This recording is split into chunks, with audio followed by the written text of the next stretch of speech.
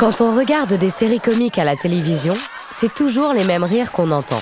Des rires gros, des rires discrets, mais surtout des rires faux. Très à la mode dans les années 80 et 90, puis ringardisés dans les années 2000, ils n'ont pas pour autant disparu de nos écrans. Mais qui sont les petits malins qui ont eu l'idée de rajouter des rires pré-enregistrés à vos sitcoms préférés? Et à quoi servent-ils?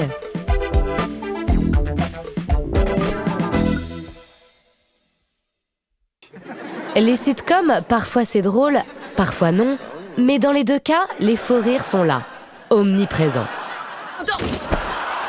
Les producteurs avaient une intention, c'était de contaminer positivement le cerveau des téléspectateurs.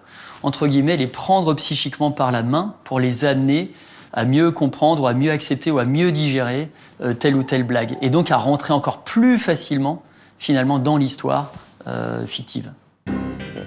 À l'origine, les situation comedies, les sitcoms quoi, étaient enregistrés avec du public, puis diffusés à la télévision dans la foulée. Problème, les bides de l'enregistrement se retrouvaient sur les ondes. Un ingénieur du son de la CBS, Charlie Douglas, va alors avoir une idée de génie. Enregistrer pendant des années les rires du public pour les rassembler dans une même boîte. En 1950, la Laughbox est enfin née. Elle contient 320 rires différents, offrant une palette de nuances humoristiques jamais égalée.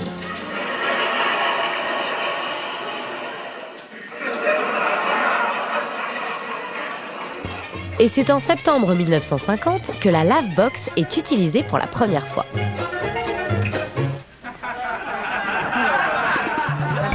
Mais attention, ces rires enregistrés sont là pour nous manipuler. On en a fait l'expérience.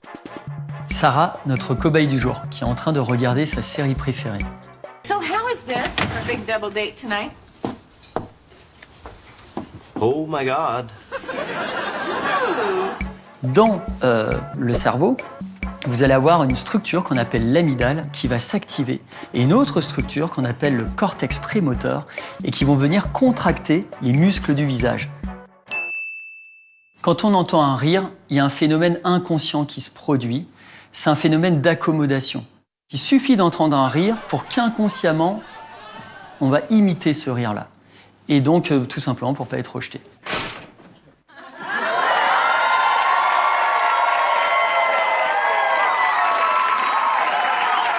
J'entends rire des gens morts. Et oui, depuis 1950, on rit donc toujours en écho des mêmes gens, qui sont donc, décédés. Et pourtant, ils sont de plus en plus drôles. Il se trouve que le cerveau humain reconnaît aussi facilement et aussi rapidement un son familier qu'un visage familier.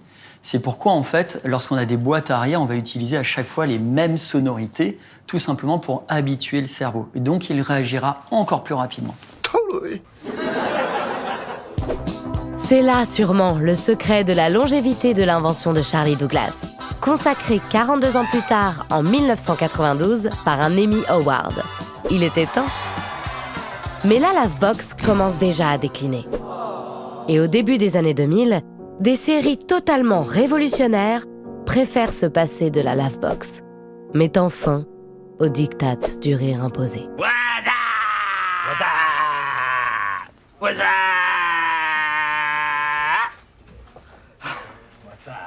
Mais la Laughbox n'est pas morte. Certaines irréductibles séries l'utilisent encore. Et d'autres en profitent pour rendre un hommage décalé à ce bon vieux Charlie Douglas en détournant l'un des plus grands mélodrames de tous les temps. Jack! I'll never let go. I promise.